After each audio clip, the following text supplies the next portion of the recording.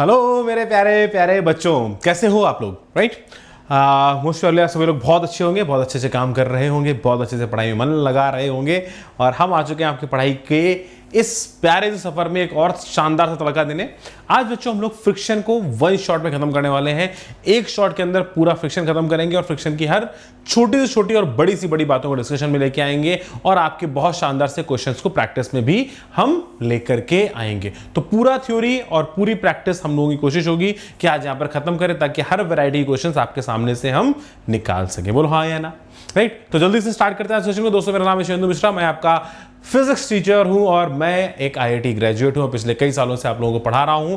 इस समय मैं अनअकैडमी के सुपर जी प्लेटफॉर्म पर आपके साथ जुड़ा हुआ हूं। तो मेरे प्यारे बच्चों, अगर आपको यहां पर चीजें पसंद आ रही हैं तो सब्सक्राइब करना बिल्कुल भी ना भूलें। फटाफट सब्सक्राइब कर लें चैनल को, लाइक कर लें वीडियो को। ये चीजें बहुत ज्यादा इंपॉर्टेंट है, इसी से हमको मोटिवेशन मिलता रहता है। राइट, तो इसका बहुत ध्यान देना है। सेकेंड चीज आ जाती है कि अगर आप एक स्ट्रक्चर्ड कोर्स के अंदर आना चाहते हैं मेरे प्यारे बच्चों, तो सबसे पहले तो अनअकैडमी के ये टेलीग्राम चैनल को जरूर फॉलो कर लीजिए। This is the Telegram channel of the Unacademy, इसको फॉलो कर लीजिए। साथ ही साथ प्लस का सब्सक्रिप्शन आप ले सकते हैं, दैट इज वेरी इजी। और SM11 कोड के थ्रू आपको ये सब्सक्रिप्शन बहुत ही ज्यादा इकोनॉमिकल हो जाएगा। आपको यहां से मिलेगा 10% ऑफ, 10% का डिस्काउंट मिल जाएगा।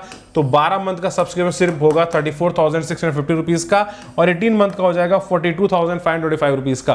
तो ये है सब आफ्टर 10% डिस्काउंट। अगर आप SM11 कोड नहीं लगाएंगे तो डिस्काउंट नहीं मिलेगा। राइट, प्लस क्लास में आपको ध्यान देना है। देखो, प्लस के अंदर आपको लाइव क्लासेस मिलेंगी, हर दिन क्लासेस रहेंगी, वीकली टेस्ट होते रहेंगे, इन सभी का अनलिमिटेड एक्सेस रहेगा और एक स्ट्रक्चर्ड कोर्स के अंदर आपकी पढ़ाई स्टार्ट हो जाएगी, जिसके अंदर आपको एक शानदार सा कॉम्पिटिटिव इन्वायरमेंट देखने को मिलने वाला है। राइट, तो उस कॉम्पिटिटिव इन्वायरमेंट के अंदर आ जाइए फटाफट बिना देर लगाए।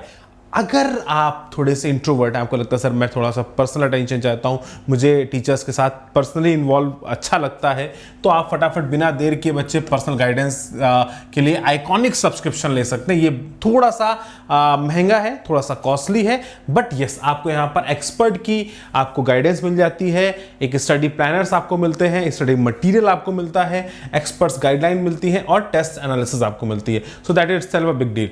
लेकिन अभी आपके लिए बम्पर ऑफर लगातार चल रहा है, तो अगर आपने अभी तक सब्सक्रिप्शन के दौरान ये बम्पर ऑफर नहीं अवेल किया है तो जल्दी से जल्दी इसको अवेलेबल ले लीजिए। 12 मंथ में 2 मंथ का डिस्काउंट है। मतलब हमारा पर्पस ये है कि आपको कभी भी ये ना लगे कि आपका सब्सक्रिप्शन जेईई के एग्जाम के पहले खत्म हो जाएगा। हमारी कोशिश यही है कि अगर आप आज सब्सक्रिप्शन लें तो आपका सब्सक्रिप्शन तब तक रहे जब तक आपका जेईई एग्जाम कंप्लीट ना हो जाए। इसीलिए आपको बोनस में 2 मंथ का सब्सक्रिप्शन फ्री दिया जा रहा है, 24 मंथ के साथ 3 मंथ का और 3 मंथ के साथ 1 मंथ का सब्सक्रिप्शन फ्री दिया जा रहा है। ये 2022 के बच्चों के लिए, 2023 के और 2021 के बच्चों के लिए हम लोगों ने सारी बातें सोच समझ के काम किया जा रहा है। आइकॉनिक सब्सक्रिप्शन थोड़ा सा कॉस्टली है, 58,500 रुपीज का for 12 month after using the code SM11। This is my code बच्चों। अनअकैडमी कॉम्बैट डेली एग्जामिनेशन हो रहा है, हर संडे टेस्ट होता है। इस टेस्ट को अनलॉक करिए विद द कोड SM11। इस कोड के थ्रू आप इसको अनलॉक कर लीजिए और देते रहिए डेली। अनअकैडमी में जून में भी कई सारे बैचेज आ रहे हैं, all star batch, emerge batch, early excel batch, evolve batch, ये सारे के सारे बैचेस स्टार्ट हो रहे हैं बच्चे जून में और बहुत सारे बैचेस और भी स्टार्ट हो चुके हैं। एक सब्सक्रिप्शन लेने से आप जितने भी बैचेस पिछले महीनों में चल रहे थे, आगे जो चलेंगे और अब जो आए हैं, इन सभी को आप देख सकते हैं, सभी को आप ज्वाइन कर सकते हैं। इसमें कोई दिक्कत वाली बात नहीं रहेगी। क्या ये बात समझ में आती है बच्चों? साथ ही साथ आपके लिए समर टेस्ट कार्निवल, ये बहुत शानदार से, जिसका आपको इंतजार था वो हो चुका है। कॉम्पिटिटिव एनवायरनमेंट को और एक एक्स्ट्रा एज देने के लिए, आपकी जो लड़ने की क्षमता है उसको और बढ़ाने के लिए हम लोग समर टेस्ट कार्निवल लेके आए हैं, जहां पर आपके टेस्ट होंगे लगातार 7 से 26 जून तक। राइट, आपके सामने डेट है। Camo legend, math wizard, freezing physics, जो आपके टेस्ट है, देखिए कितने शानदार, नाम से समझ में आ रहा ना कितनी क्रिएटिविटी है। फ्रीजिंग फिजिक्स, राइट, तो फिजिक्स का टेस्ट भी बहुत शानदार तरीके से होना। Bear the fair with chemistry expert, math booster and rank booster, ये सारे के सारे टेस्ट हैं जो मंडे टू सैटरडे आपके लगातार चलते रहेंगे। इन सभी टेस्ट में आप पार्टिसिपेट करिए, बहुत शानदार आपको कॉम्पिटिटिव एनवायरनमेंट की फीलिंग आएगी। ये बहुत सारे बैचेस जो पहले आ चुके हैं, ये टॉप कोटा के एजुकेटर्स हैं जो आप सभी के साथ जुड़े हुए हैं। ये हमारी न्यूक्लियस की टीम है जिसके साथ आप जुड़ के पढ़ाई कर सकते हैं और बहुत शानदार शानदार टीम्स आ चुकी हैं। ये वाइब्रेंट की टीम है, ये 2023 का बैच है, ये लॉन्च हो चुका है। आप यहाँ पर वाइब्रेंट की टीम जो कोटा की बहुत फेमस टीम है उसके साथ आप पढ़ाई कर सकते हैं। बहुत सारे और भी इस तरीके से बैचेस आ चुके हैं। सोचिए कितने सारे बैचेस आपके पास अवेलेबल हैं, आप जिससे चाहें उससे पढ़ाई कर सकते हैं। राइट, और मुझे फॉलो कर लीजिए अनअकैडमी पे by the name of Shivendu. Right, इसको फॉलो करना मुझे बिल्कुल भी ना भूलें, ठीक है। चलो मेरे बच्चों आ जाओ, अब हम लोग स्टार्ट करने जा रहे हैं बहुत से इंपॉर्टेंट से पॉइंट जिसको हम बोलते हैं फ्रिक्शन। क्या बोलते हैं बच्चों? फ्रिक्शन। फ्रिक्शन क्या है? सबसे पहले बहुत बेसिक फंडामेंटल से बातों को समझते हैं। फ्रिक्शन फोर्स कैसा फोर्स है? फ्रिक्शन फोर्स एक कांटेक्ट फोर्स है जो दो सरफेसेस के बीच में लगता है। कौन सी सरफेस के बीच में? जो एक दूसरे के कांटेक्ट में होती है। Friction is a force that acts between two surfaces in contact. Friction वो फोर्स है वो जो दो सरफेस इन कांटेक्ट है उनके बीच में लगता है। कब लगता है? जब उन दोनों कांटेक्ट सरफेस के बीच में कोई टेंडेंसी ऑफ रिलेटिव मोशन या रिलेटिव मोशन आता है। आपने कहा मतलब जब दो कांटेक्ट सरफेस जो एक दूसरे के साथ जुड़ी हुई हैं, एक दूसरा चिपकी हुई हैं, अगर इनमें कोई टेंडेंसी ऑफ मोशन आता है या कोई भी रिलेटिव मोशन होता है, रिलेटिव मोशन हो या टेंडेंसी ऑफ रिलेटिव मोशन हो, इन दोनों का शब्दों का मतलब क्या है आइए जल्दी से समझते हैं। आपसे बोला बहुत सिंपल सी कंडीशन है, बहुत सिंपल कंडीशन। ये ब्लॉक रखा था, आपके घरों में भी जनरली ऐसे ब्लॉक्स कोई बहुत बड़ी सी सेफ, बहुत बड़ा सा अलमीराज वगैरह रखे होंगे। इसका बहुत हैवी सा मास था। मान लीजिए कि आप यहाँ पर खड़े हो गए और आपने एकदम जान लगा दी, आपने इसको कुछ फोर्स लगाया।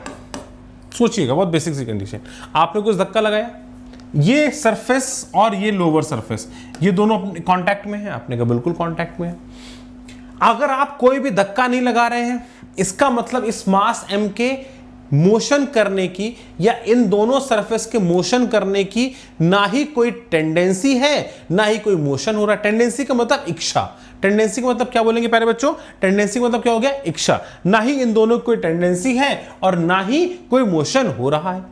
अब सोचो बेटा, मैंने थोड़ा सा फोर्स लगाया, मैंने बहुत हल्का सा धक्का लगाया, बहुत हल्का सा धक्का लगाया। अब अगर मैंने बहुत छोटा सा या बहुत हल्का सा धक्का लगाया तो क्या हो गया? आपने कहा सर उस ब्लॉक पे कुछ मोशन आने की संभावनाएं होंगी, क्या जरूरी है मूव कर जाए? आपने कहा सर वो तो डिपेंड करे कितना भारी है और कितना फ्रिक्शन लग रहा है। भारी मास होता है, फ्रिक्शन ज्यादा लग रहा होता है, हिलाना भी मुश्किल हो जाता है। क्या आप फोर्स लगा रहे हैं? आपने कहा लगा रहा हूं। क्या ये आगे बढ़ रहा है? आपने कहा नहीं बढ़ रहा है। क्यों नहीं बढ़ रहा है? तो आप बोल सकते हैं कि सर ये इसलिए आगे नहीं बढ़ रहा है क्योंकि अगर मैं इस पर धक्का लगाता हूं तो फ्रिक्शन फोर्स कहीं ना कहीं उसको रोक रहा है। तो आपने कहा यहां पर रिलेटिव मोशन नहीं हो रहा है, पार्टिकल आगे नहीं बढ़ा लेकिन फ्रिक्शन लग रहा है। बोलो लग रहा है कि नहीं लग रहा? तो फ्रिक्शन लग रहा है, इसका मतलब ये अपोज कर रहा है। किसका? रिलेटिव मोशन होने का अपोज कर रहा है कि वो चाहता ही नहीं कि हो पाए। अगर हो जाएगा तब तो अपोज करेगा ही करेगा, लेकिन रिलेटिव मोशन ना हो उसका विरोध करेगा। तो फ्रिक्शन फोर्स किसका किसका विरोध करता है बेटा? फ्रिक्शन फोर्स दो चीजों का विरोध करता है। एक होता है जिसको हम बोलते हैं टेंडेंसी ऑफ रिलेटिव मोशन और एक होता है जिसको हम बोलते हैं रिलेटिव मोशन। मेरी बात को समझना बेटा, यहां से दोनों बातों को बहुत ध्यान से। टेंडेंसी ऑफ रिलेटिव मोशन का मतलब क्या हो गया? आपने कहा sir tendency of relative motion का मतलब हो गया कि जब मोशन हो नहीं रहा है लेकिन इच्छा है मोशन होने की। आपने कहा सर हमको कैसे पता चलेगा क्या इच्छा है? आपने कहा सर इच्छा को पता करना है तो क्या करो? आपने बोला तेल लगा दो। क्या कर दो भैया? तेल लगा दो। आपने कहा क्या करो? मैंने कहा देखो भैया जाओ यहाँ सरफेस पे तेल लगा दो। आपने कहा तेल लगाने से आपने कहा सरफेस चिकनी हो जाएगी, सरफेस स्मूथ हो जाएगी, फ्रिक्शन कमजोर हो जाएगा और ये ब्लॉक चल जाएगा उसी फोर्स पे। बोलो होगा ऐसा कि नहीं होगा? आपने कहा हाँ सर ये बात तो सही है। मतलब तेल लगाने का सिंपल सा मतलब है कि सरफेस को स्मूथ कर दो। अगर यहाँ पर कोई फ्रिक्शन नहीं होगा, आप थोड़ा सा भी धक्का लगाओगे तो ब्लॉक आगे चला जाएगा। तो अगर उस फोर्स से ब्लॉक आगे जाने की टेंडेंसी रख रहा है, इसका मतलब उसमें tendency of relative motion exist कर रहा है। तो अगर आपने एफ फोर्स लगाया, ब्लॉक नहीं मूव किया, तो आप क्या बोलेंगे कि सर इस ब्लॉक में टेंडेंसी है लेकिन चल नहीं रहा है। आपने कहा टेंडेंसी क्यों है? मैंने कहा भैया नीचे तेल लगा दोगे तो ये चला जाएगा। इसका मतलब it has a tendency to move, उसकी इच्छा है मूव करने की लेकिन नीचे से फ्रिक्शन फोर्स उसको रोक ले रहा है।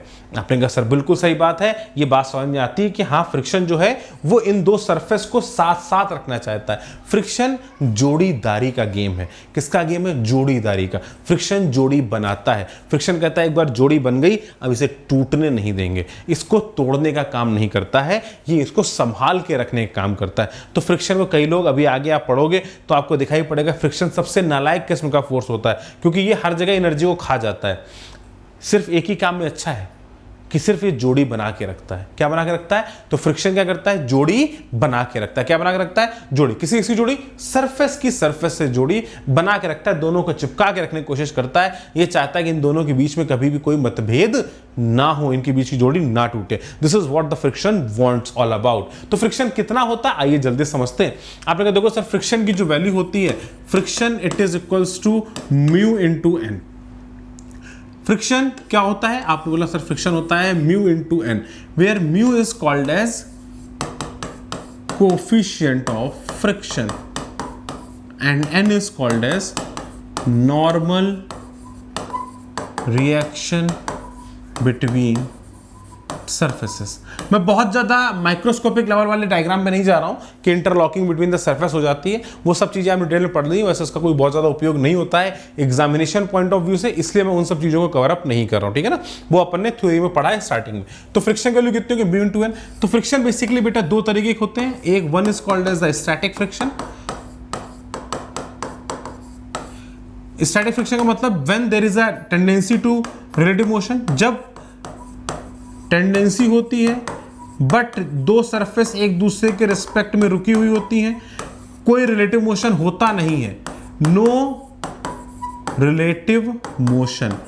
दो सरफेस एक दूसरे के रिस्पेक्ट में रुकी हुई हैं, उनके बीच में रिलेटिव मोशन नहीं हो रहा है, ऐसे केस पे जो फ्रिक्शन लग रहा होता है, ऐसे फ्रिक्शन को बोलते हैं स्टैटिक फ्रिक्शन। क्या बोलते हैं बच्चों? Static friction. क्या बोलते हैं बच्चों? Static friction. इसको हम लोग डिफाइन करते हैं म्यू एस इंटू एन। किससे डिफाइन करते हैं? Mu s into N. ये जो स्टैटिक फ्रिक्शन होता है ये बड़ा ही शानदार होता है, ये होता है मर्जी का मालिक। क्या होता है? मर्जी का मालिक, मतलब जितना जरूरी होता है उतना ही काम करता है। ये मर्जी का मालिक है, सिर्फ तीन जा की सुनता है। इसकी तीन बीवियां हैं, कौन? जा। इस मर्जी के मालिक की तीन बीवियां जा, तीनों जा। कौन कौन सी जा? जा जा आपने बोला सर पहली होती है जितना जरूरी है उतना लगता है, जब जरूरी है तब लगता है, जहां जरूरी है वहां लगता है। इस मर्जी के मालिक की तीन बीवियां हैं। पहली है जितना, जब, जहां, राइट। तो जितना जरूरी है उतना लगेगा, जब जरूरी है तब लगेगा, जहां जरूरी है वहां लगेगा। मतलब अमाउंट भी खुद डिसाइड करेगा, टाइम भी खुद डिसाइड करेगा और दिशा भी खुद डिसाइड करेगा। ये पहली चीज, इसको हम बोलते हैं मर्जी के मालिक का मतलब होता है सेल्फ एडजस्टिंग। क्या बोलते हैं? Self adjusting. और ये तीन जा को हमेशा डिफाइन करता है, जितना, जब और जरूरी। तो ये तीन जा हैं जो उसकी बीवियां हैं, इन तीनों की बातें मानता है। मतलब जितना जरूरी है उतना लगेगा, जब जरूरी है तब लगेगा, जहां जरूरी है वहां लगेगा। आपने कहा सर मतलब क्या हो गया? मैंने कहा मतलब ये आगे समझाता हूं, बस इस बात को थोड़ा सा, जिनको पढ़ा हुआ उनके दिमाग में आ गई होंगी सारी बातें, जिनके दिमाग में नहीं आई उनके दिमाग में अभी मैं डालता हूं सारी की सारी बातें। पहले समझना, स्टैटिक फ्रिक्शन कब लगेगा? जब पार्टिकल के बीच में सरफेस का मोशन हुआ नहीं है, होने की टेंडेंसी रख रहा है, तब ये नेचर जो है वो स्टैटिक फ्रिक्शन का होगा। आपने कहा सर इसको थोड़ा समझा देते हैं। मैंने कहा देखो भैया यहाँ एग्जांपल के थ्रू समझने की कोशिश करना, बहुत ध्यान से समझना। आपने कहा सर देखो म्यू एस जो होता है ये किसकी प्रॉपर्टी है? मैंने कहा सरफेस की प्रॉपर्टी है। आपने कहा सर क्या ये मुझे कैलकुलेट करनी पड़ेगी? मैंने कहा यार देखो ये सरफेस की प्रॉपर्टी होती है, जनरली क्वेश्चन में गिवन रहती है। मान लीजिए कि यहां पर दे दिया गया म्यू एस की वैल्यू है 0.4। कितनी है म्यू एस की वैल्यू? आपने बोला 0.4। ये है आपका 10 किलो का ब्लॉक। तो इस इन दो सरफेस के बीच में लगने वाला नॉर्मल रिएक्शन कितना होगा? आप बोलेंगे सर नॉर्मल हो जाएगा 10 इंटू जी के बराबर। कितना हो जाएगा बच्चों? नॉर्मल की वैल्यू हो जाएगी 10 इंटू जी, मतलब n इज इक्वल टू हो गया 100 न्यूटन। तो आपने कहा फ्रिक्शन कितना लगेगा? आपने कहा mu s into N that is equal to 100 into 0.4 that is equal to 40 newton. आपने कहा सर ये फ्रिक्शन लग सकता है, ये फ्रिक्शन लग सकता है। कितना लगेगा? आपने कहा सर बाकी तो ये मर्जी का मालिक है, वैल्यू इतनी लग सकती है। ये कैसी वैल्यू?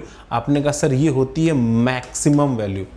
फ्रिक्शन मैक्सिमम इतना लगेगा म्यू एस इंटू एन के बराबर। आपने कहा मतलब? मैंने कहा देखो बहुत बेसिक, अभी मैं इस पर कोई फोर्स लगा रहा हूं क्या? आपने कहा सर आप कोई फोर्स नहीं लगा रहे। क्या ये ब्लॉक रुका हुआ है? आपने कहा रुका हुआ है। क्या कोई फ्रिक्शन लग रहा होगा? आपने कहा सर जरूरी ही नहीं है। क्या कोई रिलेटिव मोशन होने की टेंडेंसी है? क्या ये 10 केजी का ब्लॉक कहीं जा रहा है? क्या 10 केजी ब्लॉक इसको छोड़ रहा है? आपने कहा नहीं छोड़ रहा, मतलब मैंने कहा कोई टेंडेंसी है ही नहीं, तो फ्रिक्शन काहे के लिए? तो जब कोई फोर्स लगा ही नहीं तो फ्रिक्शन विरोध किसका करेगा? भाई जब कोई फोर्स लगेगा तभी तो विरोध आएगा। अब आपने कहा कि सर मान लेता हूं कि मैंने यहां से एक फोर्स लगाया F, जिसकी वैल्यू थी 10 न्यूटन। कितनी थी? 10 न्यूटन। कितनी थी बच्चों? 10 न्यूटन। अब अगर फोर्स यहां पर 10 न्यूटन हो गया तो फ्रिक्शन कितना लगेगा? क्या फ्रिक्शन की वैल्यू 40 हो जाएगी? किधर लगेगा? कब लगेगा? आपने कहा देखो सर अब आपने 10 लगाया है तो अब फ्रिक्शन लगेगा। क्यों लगा? क्योंकि अब हाँ ये 10 केजी का ब्लॉक आगे जाने की टेंडेंसी रख रहा है, अगर फ्रिक्शन नहीं होगा तो ब्लॉक आगे चला जाएगा। तो आपने कहा अच्छा किधर लगेगा? आपने कहा जहां का मतलब हो गया, सॉरी यहां पर जहां है, याद रखिएगा, है ना, जितना जरूरी जब लगेगा, जितना जब और जहां, ठीक है। तो जहां आपने बोला कहां लगेगा? आपने कहा पीछे की तरफ लगा। पीछे क्यों लगा? आपने कहा सर फोर्स आगे की तरफ लग रहा है तो फ्रिक्शन पीछे की तरफ लगेगा ताकि इसको रोक सके। फ्रिक्शन हमेशा सरफेस के टेंजेंशियल डायरेक्शन में लगता है, इस बात का आप सभी को ध्यान रखना है। फ्रिक्शन पीछे लगा, टेंजेंशियल लग गया। आपने कहा बिल्कुल ठीक है। कितना लगेगा? आपने कहा सर लगने को तो ये 40 लग सकता है, लेकिन यहां जरूरत कितने की है? आपने कहा सर 10 को रोकने के लिए कितने की जरूरत? आपने कहा 10 की जरूरत। तो कितना लगेगा? आपने कहा 10 लगेगा। जितना जरूरी है। कितना जरूरी है? आपने कहा 10 जरूरी है, 10 लगेगा। जहां जरूरी है, कहां जरूरी है? आपने कहा पीछे की तरफ जरूरी है। कब? जब जरूरी है। कब जरूरी है? आपने कहा जब 10 लगेगा तब ये लगेगा। क्या मेरी बात समझ में आती है? आपने कहा सर इसका मतलब, मैंने कहा इसका मतलब आप फोर्स की वैल्यू बढ़ा के 20 कर दोगे तो यहां फ्रिक्शन की वैल्यू भी बढ़ के 20। आपने कहा कब तक? आपने कहा यहां तक। कहां तक? आपने कहा सर जब तक अपने मैक्सिमम पर नहीं पहुंच पाता तब तक चल लो साथ, जहां तक चल रहा चलते रहो। आप 10 बढ़ाओगे वो भी 10 से 20 करेगा, आप 20 हो जाएगा। आप 20 से 25 करोगे फ्रिक्शन भी 25 हो जाएगा। आप 25 से 30 करोगे फ्रिक्शन भी 30 हो जाएगा। आप 30 से 35 करोगे फ्रिक्शन भी 35 हो जाएगा। आप 35 से 40 करोगे फ्रिक्शन भी 40 हो जाएगा। लेकिन अब फ्रिक्शन कहां पहुंच गया? अपनी मैक्सिमम औकात पर पहुंच चुका है। इससे ज्यादा फ्रिक्शन की औकात नहीं है मेरे बच्चों। अब अगर इससे ज्यादा फ्रिक्शन की औकात नहीं है और आपने जैसे 40 से 41 किया, मामला गड़बड़ हो गया।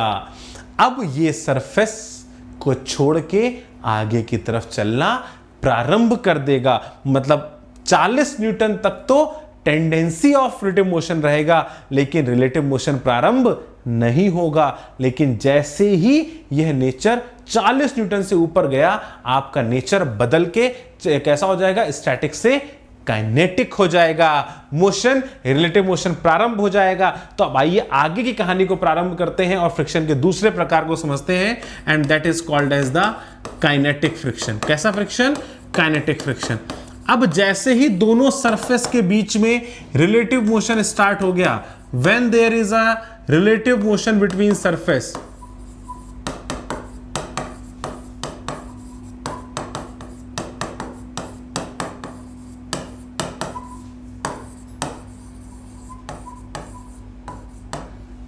जब रिलेटिव मोशन होता है सरफेस के बीच में, when there is a relative motion between surfaces, in that case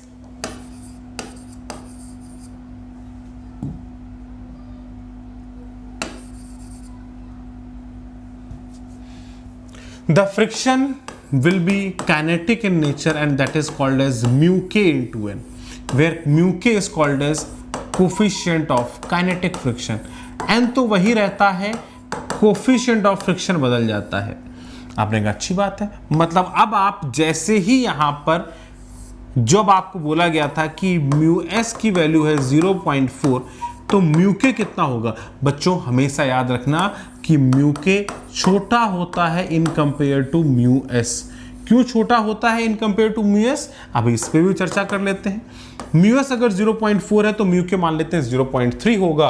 तो यहां पर अगर मैं स्टैटिक फ्रिक्शन की बात करता तो स्टैटिक फ्रिक्शन की मैक्सिमम वैल्यू जो होती दैट इज 0.4 इंटू, ये 10 केजी का ब्लॉक था तो नॉर्मल रिएक्शन 100 निकाला था बेटा, तो it will be equal to 40 newton. और अगर मैं यहीं पर काइनेटिक फ्रिक्शन की बात करता है फार into k, so it will be equal to 0.3 into 100, so that goes to 30 newton. तो आप बोल सकते हैं कि काइनेटिक फ्रिक्शन होगा 30 न्यूटन और स्टैटिक फ्रिक्शन होगा 40 न्यूटन। क्या ये बात समझ में आती है? कोई दिक्कत वाली बात? ध्यान से देख लो भैया,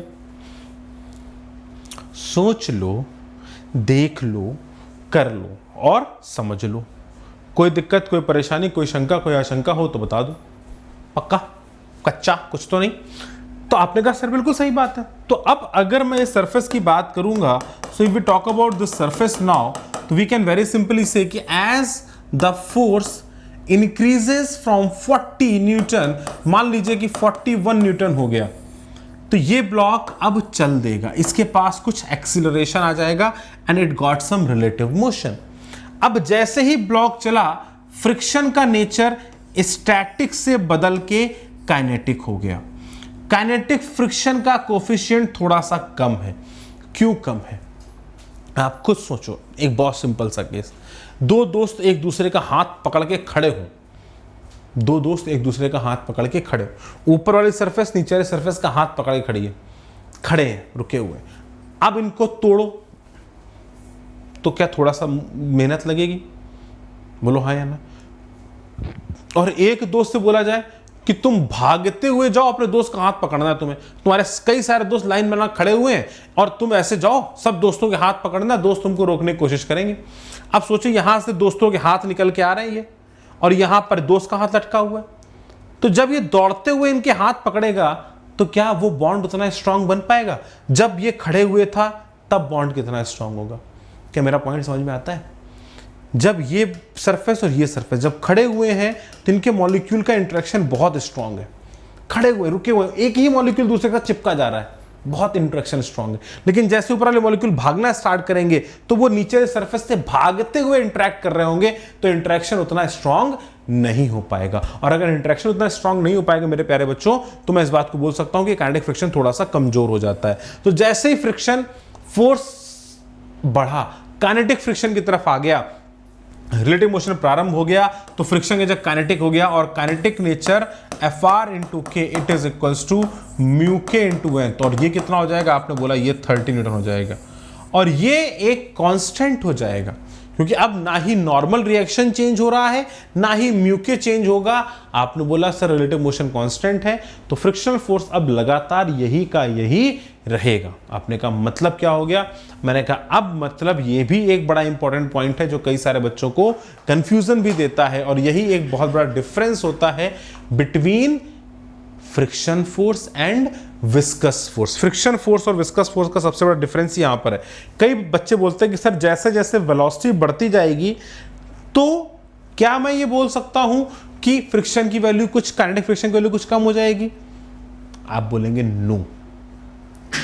रिलेटिव मोशन में वेलोसिटी 1 मीटर पर सेकेंड हो या 100 मीटर पर सेकेंड हो या 1000 मीटर पर सेकेंड हो, इन सभी केसेस के अंदर आपके फ्रिक्शन की जो वैल्यू है that will remain same, that will remain constant, उसमें कोई भी चेंज नहीं आएगा। मेरे बच्चों मेरी बात समझ में आ जाती है?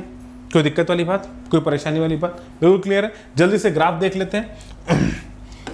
तो इसी में अगर मैं ग्राफ की बात करता तो स्टैटिक फ्रिक्शन के हिसाब से ग्राफ, जितना स्टैटिक फ्रिक्शन उतना ही फ्रिक्शन, उसी के हिसाब से ग्राफ बढ़ता जाएगा। और मान लीजिए फ्रिक्शन ऑफ फोर्स का ग्राफ मैं बनाऊं फॉर दिस पर्टिकुलर पार्टिकल, जो भी हमने यहाँ पर बनाया था, जिसका मास था 10 kg, यहाँ से आपने फोर्स लगा दिया, यहाँ पर आपके स्टैटिक कोफिशिएंट हो गया 0.4 और काइनेटिक कोफिशिएंट हो गया 0.3, तो फ्रिक्शन की मैक्सिमम वैल्यू कितनी हो गई? आपने बोला 0.4 into 100 that goes to 40 newton, right? आपने कहा सर बिल्कुल सही बात है।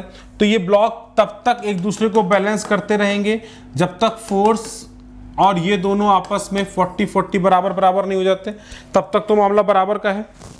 देखो मेरा भाई, कोई दिक्कत हो तो बता। अब जैसे ही मेरे बच्चे फ्रिक्शन यहां से 40, आपने फोर्स को 40 से बढ़ाया, फ्रिक्शन यहां से अपना नेचर काइनेटिक कर देता है, और जैसे ही काइनेटिक नेचर हुआ अब फ्रिक्शन की वैल्यू कांस्टेंट हो जाएगी एट 30 न्यूटन। तो जैसे आपका 40.1 हुआ, ब्लॉक मूव कर जाएगा, ब्लॉक जैसे ही मूव करेगा फ्रिक्शन का नेचर काइनेटिक हो जाएगा, तो फ्रिक्शन की वैल्यू जो होगी वो चेंज हो जाएगी। तो graph of the friction ideally पहले स्ट्रेट लाइन बनता है कुछ इस तरीके से, और फिर ड्रॉप होगा और काइनेटिक फ्रिक्शन के बराबर हो जाएगा। तो F R is equal to mu k into N. तो जब सबसे टॉप फ्रिक्शन होता है, सबसे ज्यादा फ्रिक्शन होता है, उसको हम लोग लिमिटिंग फ्रिक्शन का नाम भी देते हैं। This is called as the maximum value of the friction that is possible, right. यहां से यहां तक स्टैटिक नेचर है, यहां के बाद काइनेटिक नेचर है। देख लो भैया, कोई दिक्कत, कोई परेशानी, कोई शंका, कोई आशंका? ठीक है, चलो भाई, अब कुछ बेसिक सी बातें कर लेते हैं और फंडामेंटल सी बातों को समझ लेते हैं, राइट। छोटा सा क्वेश्चन।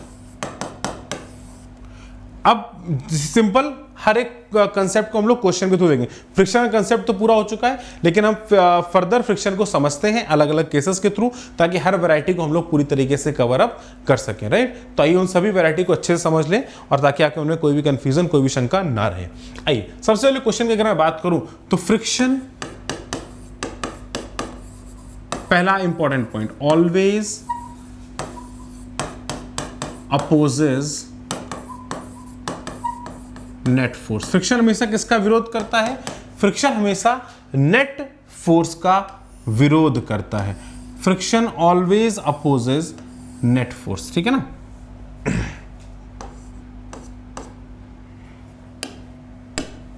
अब जैसे फॉर एग्जांपल एक ये ब्लॉक दिया गया, ये हमारी हॉरिजॉन्टल सरफेस थी।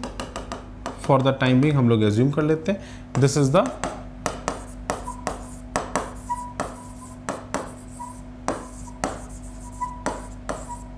Horizontal surface.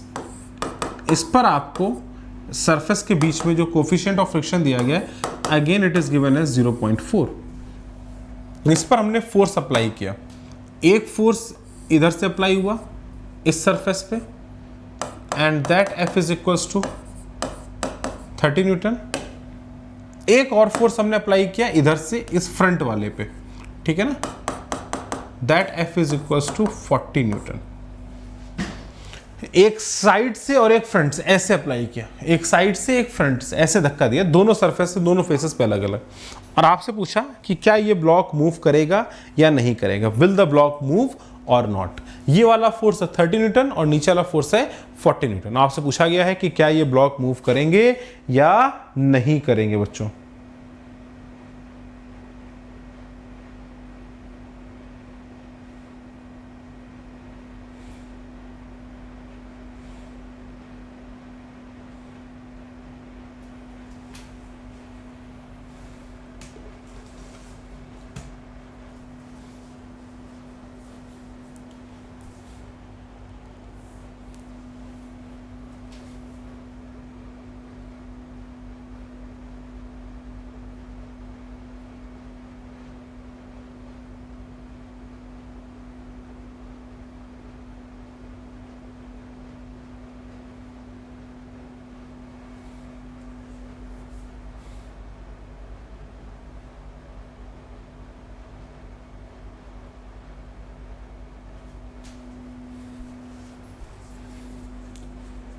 ठीक है, दिखाई पड़ता है क्वेश्चन।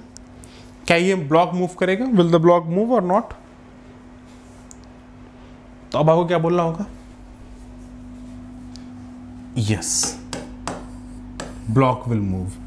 आपने कहा सर कैसे बोला, मैंने कहा देखो यार, इसको बोलने का सिंपल सा रीजन है कि 30 और 40 ये दोनों परपेंडिकुलर नेचर के फोर्स हैं। अगर मैं इसके रिजल्टेंट की बात करता तो इसका रिजल्टेंट एफ इधर से लगता, और जो रिजल्टेंट फोर्स होता F net, it can simply be defined as under root of 30 का स्क्वायर प्लस 40 का square, that is equals to 50 newton. तो इस ब्लॉक की जो टेंडेंसी होती वो कुछ इस दिशा में जाने की होती, इनके बीच में ऐसे आगे की तरफ जा रहा होता। तो इसके ऊपर जो नेट फोर्स लगा मेरे बच्चों, that is equals to 50 newton. और इस पर जो फ्रिक्शन की मैक्सिमम वैल्यू लग सकती थी, that is equal to 0.4। My mistake, मैंने यहाँ पर आपको मास नहीं दिया था, it is totally my mistake, it is equal to 10 kg। I am sorry, आपका टाइम वेस्ट हुआ है अगर तो। Assuming that this is the previous problem, so this is 40 newton, friction maximum is equals to 40 newton. तो आप यहाँ से देख सकते हैं कि फ्रिक्शन की मैक्सिमम वैल्यू जो सकती है 40 न्यूटन है, और 30 और 40 का नेट फोर्स जो होगा वो 50 होगा। हम कभी ये नहीं सोच सकते कि फ्रिक्शन जो फोर्स इधर से लगा उसका फ्रिक्शन इधर अपोज करेगा, जो इधर से लगा उसका फ्रिक्शन इधर अपोज करेगा। फ्रिक्शन हमेशा नेट फोर्स के विरोध में लगेगा और नेट फोर्स का ही अपोज करेगा, नेट टेंडेंसी और रोटेटिंग मोशन का ही अपोज कर रहा होगा। तो फ्रिक्शन यहां से पीछे की तरफ लग रहा होगा, इधर की तरफ। और फ्रिक्शन, क्योंकि स्टैटिक फ्रिक्शन 0.4 है, तो आप बोल सकते हैं कि ब्लॉक डेफिनेटली मूव कर जाएगा, क्योंकि ये फोर्स जो नेट लग रहा है वो 50 न्यूटन के बराबर है। बोलो मेरे बच्चों, बात समझ में आती है क्या? कोई दिक्कत वाली बात, कोई परेशानी वाली बात? ठीक है, चलो भाई नेक्स्ट पॉइंट पर आते हैं।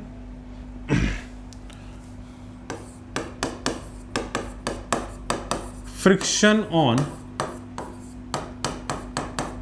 Vertical wall.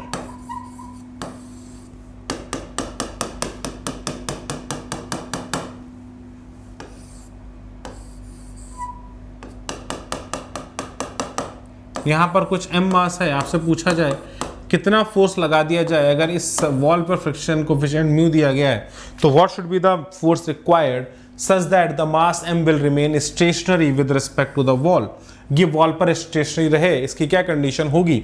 अगर बेटा आपको if mu s and mu k are not given separately, अगर ये आपको अलग अलग नहीं दिए गए हैं, if they are not given separately, अगर ये आपको अलग अलग नहीं दिए गए बच्चे, तो आप एक बेसिक बात को समझ सकते हैं, एक बेसिक पॉइंट को समझ सकते हैं कि अगर इनका अलग अलग ना दिया जाना, इसका सिंपल स्टिक मतलब ये हो जाता है कि म्यू एस को ऑलमोस्ट म्यू के बराबर मान लिया गया है and that is equals to mu. तो हम लोग इनके बीच में ज़्यादा वेरिएशन नहीं मानते। तो जैसे मैंने यहाँ पर म्यू दिया है, तो आपके मन में क्वेश्चन आ सकता है कि सर ये म्यू एस है या म्यू के? तो ना ही ये म्यू एस है ना ही ये म्यू के, मतलब दोनों ही ऑलमोस्ट बराबर हैं, उनको बीच में डिफरेंशिएशन करने की जरूरत नहीं है, राइट? जल्दी से जल्दी कितना फोर्स रिक्वायर्ड होगा, कैसे बोलेंगे? तो आप बोलेंगे सर फ्रिक्शन किधर लगेगा, फ्रिक्शन की रिक्वायरमेंट किधर है, कितना जरूरी है, किधर जरूरी? जल्दी सोचिए, 30 सेकेंड का समय है, जल्दी से देखिए फटाफट और बताइए।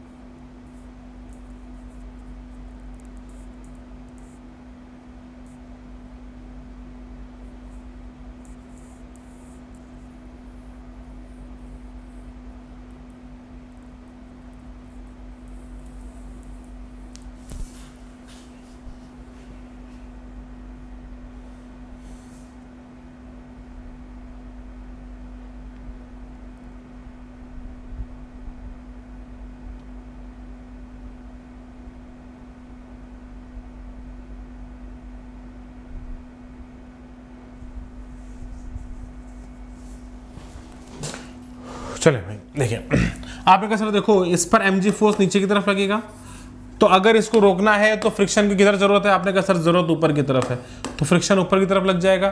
आपने कहा फ्रिक्शन ऊपर, किधर की तरफ जरूरत था? ऊपर की तरफ। कितना जरूरी है? आपने कहा सर अगर इसको रोकना है तो friction maximum it should be equal to mg के बराबर होगा। आपने कहा इन दोनों सरफेस के बीच का नॉर्मल रिएक्शन, आपने कहा सर इधर से नॉर्मल जो होगा वो f के बराबर होगा। तो अगर मैं नॉर्मल की बात करते that is equal to f, तो फ्रिक्शन की वैल्यू कितनी होती है? आप बोलते हैं mu into N, it must be equal to mg।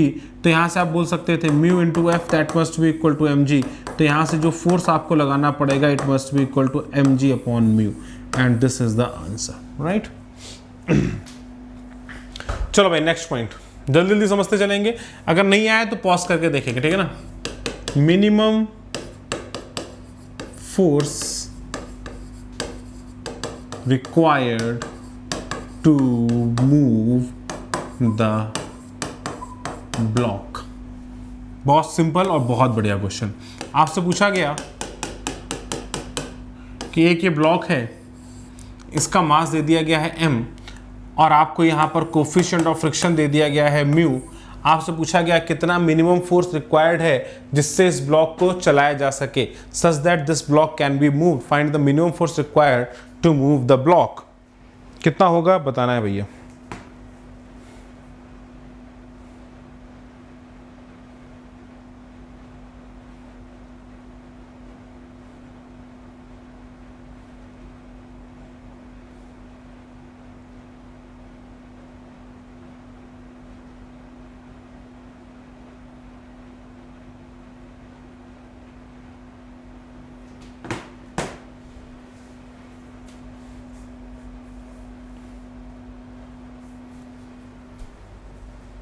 बताएंगे बच्चों? तो अगर आप यहां से बात करेंगे तो आपके मन में, कई बच्चों को मन में आता है कि सर फोर्स F लगाएंगे तो जो मिनिमम फ्रिक्शन फोर्स लग सकता है Fr that is equal to mu into N, तो कई बच्चे यहाँ से n की वैल्यू बोल देते हैं म्यू इंटू एम जी, तो फोर्स जो मिनिमम रिक्वायर्ड है it is just greater than mu M G. ऐसे कई लोग लिमिटिंग कंडीशन की बात कर देते हैं और ये एक गलत आंसर है। यहां पर फोर्स की डायरेक्शन को स्पेसिफाइड नहीं किया गया। इसी पर बेस्ड एक क्वेश्चन जेईई एडवांस में भी पूछा गया था। जेईई एडवांस में उन्होंने बोला कि व्हाट इज इजी, पुल और पुश, धक्का देना आसान है या खींचना आसान है, क्या चीज ज्यादा आसान होगी, ये पूछा गया था असर्शन रीजन की तरीके से इन जेईई एडवांस 2009 आई थिंक 2009 में, है ना। तो 2009 का क्वेश्चन है, 2009 IIT जेईई 2009। क्या पूछा गया? पुलिंग और पुशिंग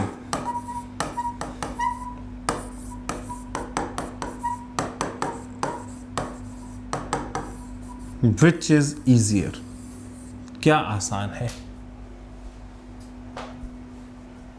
पता मेरे भाई, सोचो।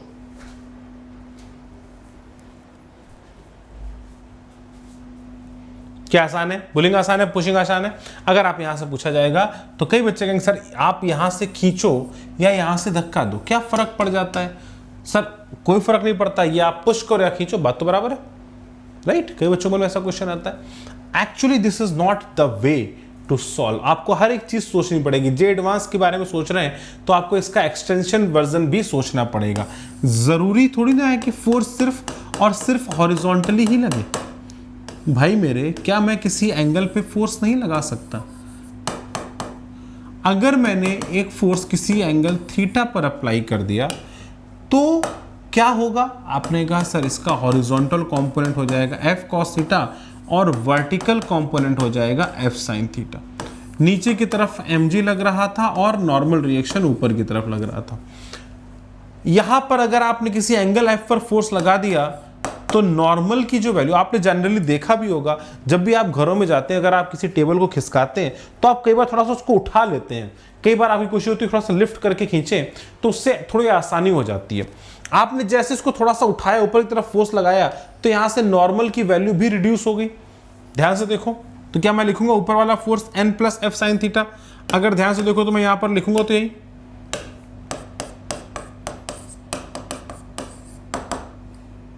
n plus F sine theta it is equals to mg। तो यहां से अगर मैं नॉर्मल की बात करता तो मैं लिख सकता था it is equals to mg minus F sine theta.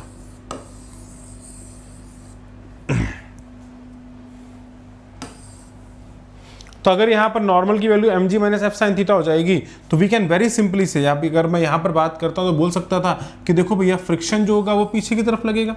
तो फ्रिक्शन कितना होगा? आपने बोला mu into N it is equals to mu into M G minus F sine theta. It must be equal to, आपने कहा सर एफ कॉस थीटा। अगर limiting condition की बात करेंगे, कई बच्चों के मन में यहां पर भी थोड़ा सा कंफ्यूजन आता है कि सर एफ कॉस थीटा को थोड़ा ज्यादा होना चाहिए in compare to mu M G minus F sine theta, क्योंकि सर बराबर होगा तो चलेगा ही नहीं। ऐसा थोड़ा कंफ्यूजन मन के अंदर आ जाता है। बेटा हम हमेशा लिमिटिंग कंडीशन की बात करते हैं और बोल देते हैं कि भाई इतने से थोड़ा ज्यादा हो, राइट? तो we always talk about the equality sign just to calculate the limiting values, right? तो आप यहां से अगर बात करेंगे तो यहां से आ जाएगा म्यू एम जी और ये उधर चला जाएगा F cos theta plus mu F sine theta. और यहां से अगर आप फोर्स की वैल्यू निकालेंगे so this value will become mu M G upon cos theta plus mu sine theta. और ये आ गया मेन आंसर। अब आपको दिखाई पड़ गया कि फोर्स की वैल्यू जो है वो थीटा पे डिपेंडेंट है और हमसे पूछा गया है कि मिनिमम फोर्स कितना होगा। क्या पूछा गया बच्चों? What is the minimum force required. अगर मिनिमम फोर्स पूछा जाएगा तो आप बोल सकते हैं कि सर देखो फोर्स को अगर मुझे मिनिमाइज करना है, if I want to minimize the force, तो म्यू भी कांस्टेंट है, एम भी कांस्टेंट है और जी भी कांस्टेंट है। क्या बदलने वाला है? आपने कहा सर सिर्फ थीटा बदल सकता है, तो आपने कहा सिर्फ डिनोमिनेटर बदलेगा। अगर f को मिनिमाइज करना है तो डिनोमिनेटर को मैक्सिमाइज कर मेरे भाई। f की वैल्यू कितनी आई? आपने बोला सर f की वैल्यू आ गई mu M G upon cos theta plus mu sine theta. आपने कहा कि सर देखो अगर मैं यहां पर f को मिनिमाइज करना चाहता हूं cos theta plus mu sine theta को मैक्सिमाइज करो, और आपको पता है कि a sine theta plus b cos theta की जो मैक्सिमम वैल्यू होती है मेरे बच्चों, that is under root of A square plus V square. ये इसकी मैक्सिमम वैल्यू होती है। तो फोर्स की मिनिमम वैल्यू कितनी हो जाएगी? Mu M G upon under root of 1 plus mu square, and this is called as the answer. और यहीं से बोला जाता है कि पुलिंग इज ईजियर। जब आप ऊपर की तरफ पुल करते हैं ये आसान होता है in compare to this downward push. ये पुल और पुश का अंतर है। तो ये इजी वर्कआउट है, ये डिफिकल्ट वर्कआउट है। समझ लें इसको भैया। हॉरिजॉन्टल में दोनों सेम रहेंगे, लेकिन pulling is easier than pushing. बहुत इंपॉर्टेंट पॉइंट, बहुत इंपॉर्टेंट बातें जल्दी से कर लो मेरे भाई। कोई दिक्कत, कोई परेशानी, कोई शंका, कोई आशंका हो तो बता दो, ठीक है? क्या बात समझ में आ जाती है?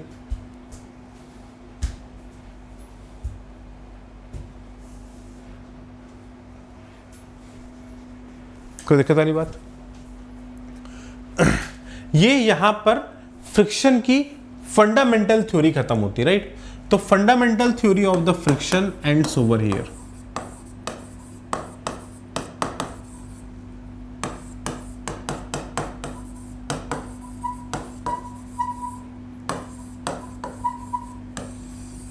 अब इसके एप्लीकेशंस एडवांस लेवल के भी कुछ हैं। यहां तक अगर आपको इतनी सारी बातें आपको समझ में आ जाती हैं तो ये फंडामेंटल लेवल का फ्रिक्शन का जो कंसेप्ट है वो आपका फिनिश अप हो जाता है। अब इसके बाद एडवांस लेवल की प्रॉब्लम्स आती हैं जहां पर relative motion between the two surface on inclined plane की बात करते हैं। कुछ क्वेश्चंस में हम लोग बातचीत करेंगे कि कितना force upside and down side, मतलब फ्रिक्शन ऑन इंक्लाइंड प्लेन की बात होगी। Inclined plane friction angle of repose के साथ इसको हम लोग कनेक्ट करने वाले हैं। तो फंडामेंटल तो चीजें खत्म हो जाएंगी। अब इसके एप्लीकेशंस हैं angle of repose, angle friction on inclined plane, उसके 3 से 4 केसेस हैं। 2 ब्लॉक प्रॉब्लम के 3 से 4 केसेस हैं। वो हमारे एडवांस लेवल की अच्छी प्रॉब्लम्स हैं, वो क्वेश्चन जनरली पूछे जाते हैं। तो उनका डिस्कशन जो है वो एडवांस लेवल के प्रैक्टिस सेशन के अंदर हम कर लेंगे। आपकी थ्योरी यहाँ पर बच्चों खत्म होती है, इस थ्योरी को रिवाइज कर लीजिए और नेक्स्ट सेशन जो है उसमें मैं एडवांस लेवल की प्रॉब्लम्स फ्रिक्शन की खत्म कर रहा हूँ। Thank you all of you for joining this particular session. Have a very great day. और नेक्स्ट सेशन को जरूर ज्वाइन करिए जहां पर हम friction on inclined plane, 2 block problem का मेजर डिस्कशन करने वाले हैं और फ्रिक्शन और सर्कुलर मोशन के कॉम्बिनेशन का भी डिस्कशन हम लोग करेंगे। ठीक है, थैंक यू मेरे बच्चों, बाय बाय, टेक केयर।